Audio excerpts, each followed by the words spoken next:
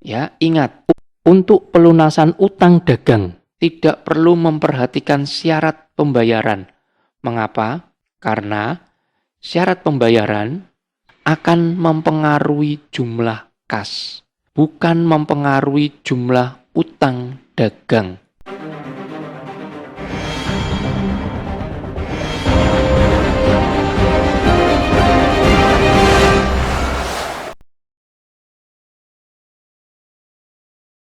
Halo, selamat pagi teman-teman, salam sehat selalu.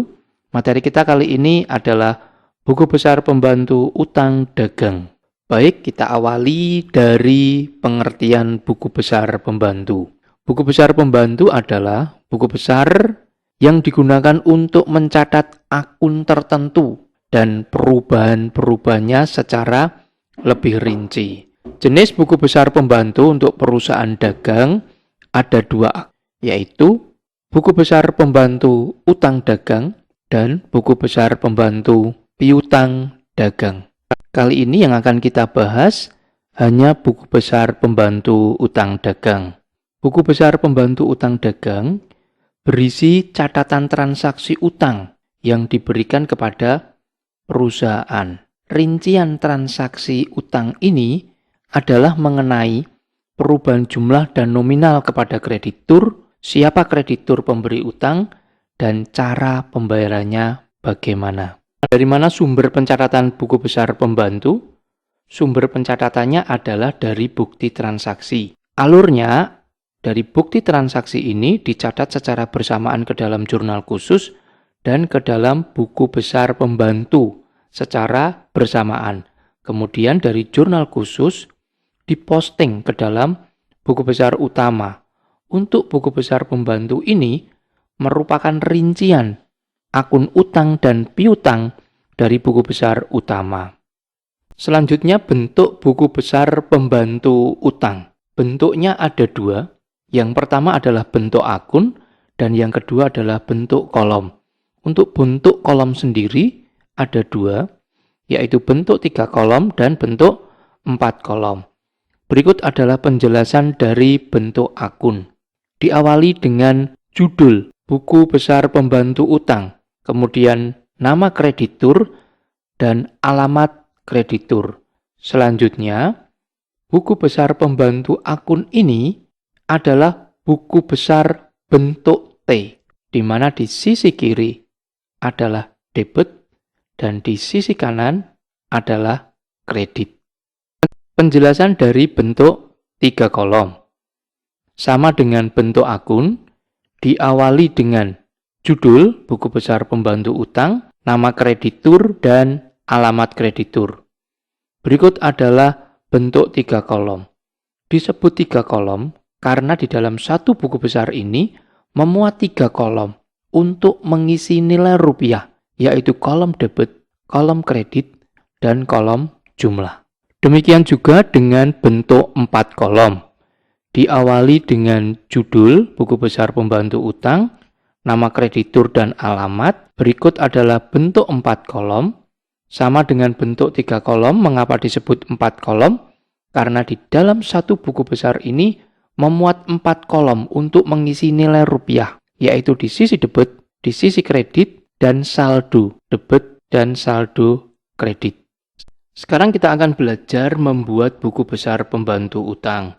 Sebelumnya, kita pahami terlebih dahulu kapan muncul utang. Transaksi yang mengakibatkan perubahan utang, yaitu pembelian secara kredit, retur pembelian secara kredit, dan pelunasan utang dagang.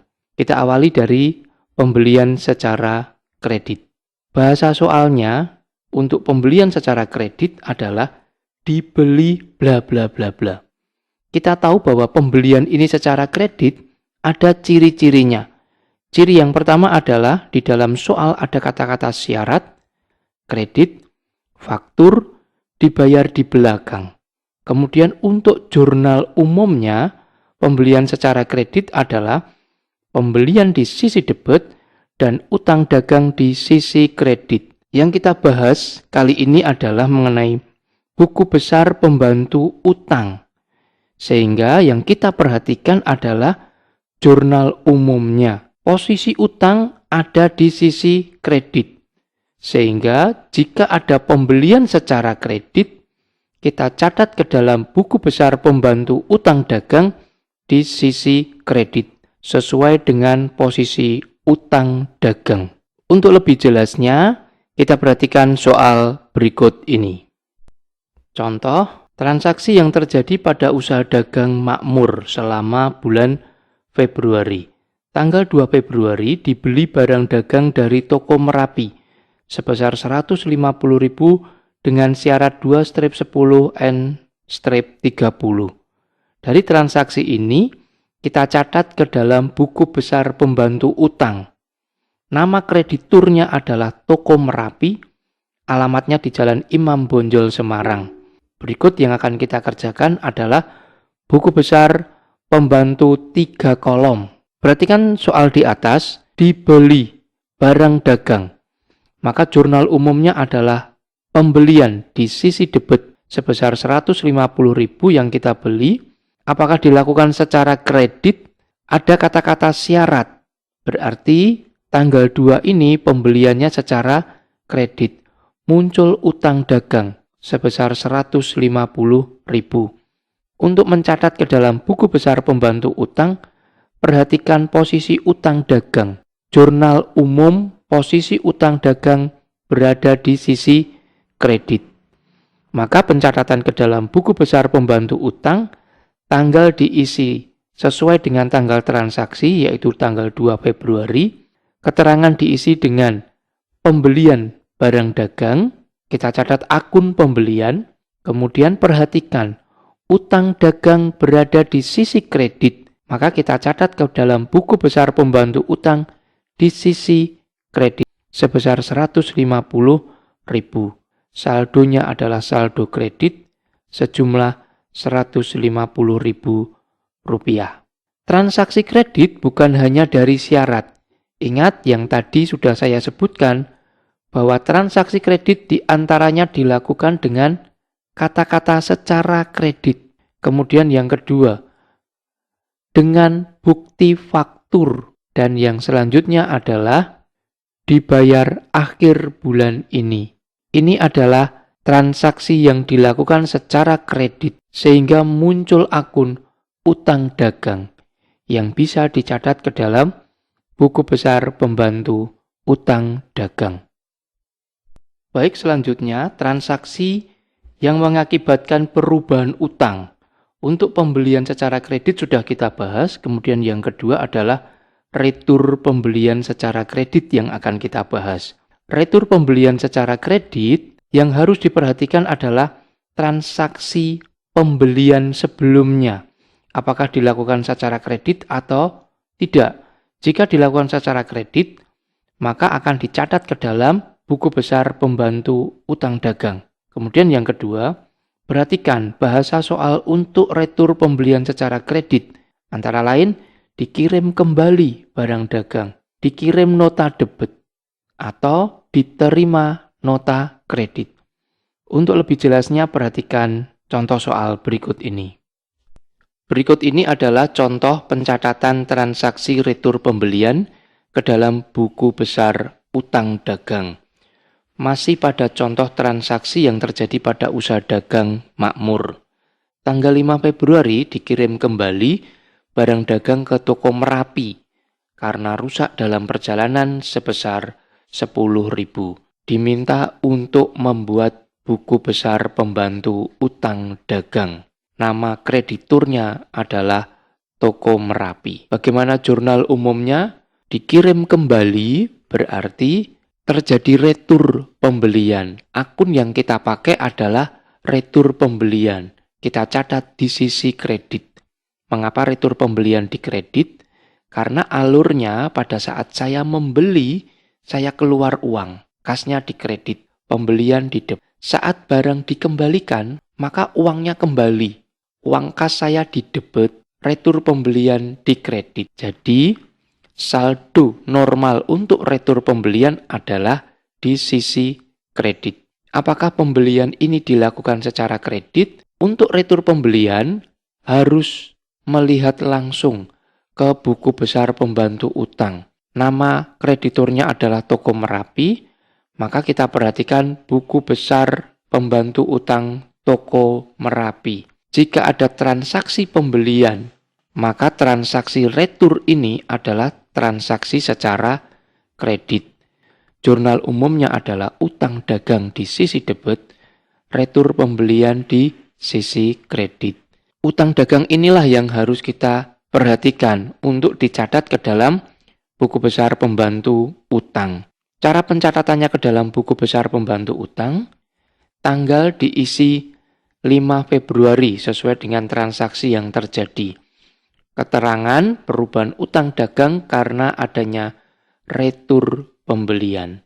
Yang kita catat adalah perubahan utang. Lihat jurnal umumnya, utang dagang berada di sisi debit. Maka kita catat ke dalam buku besar pembantu utang di sisi debit sebesar 10.000.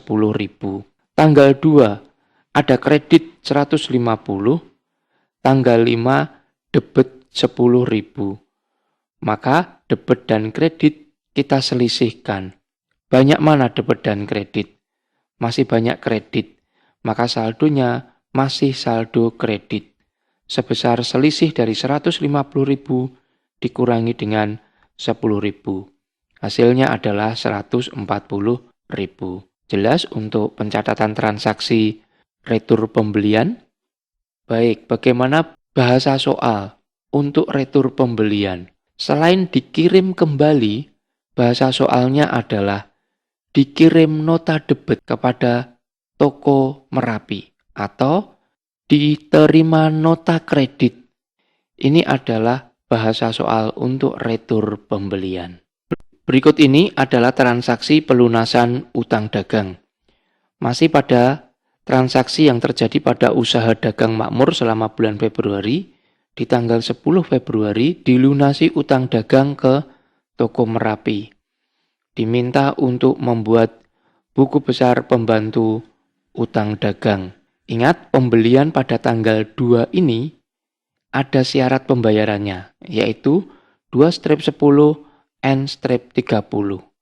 Bagaimana jurnal untuk melunasi utang dagang? Saya mengeluarkan uang kas untuk utang dagang.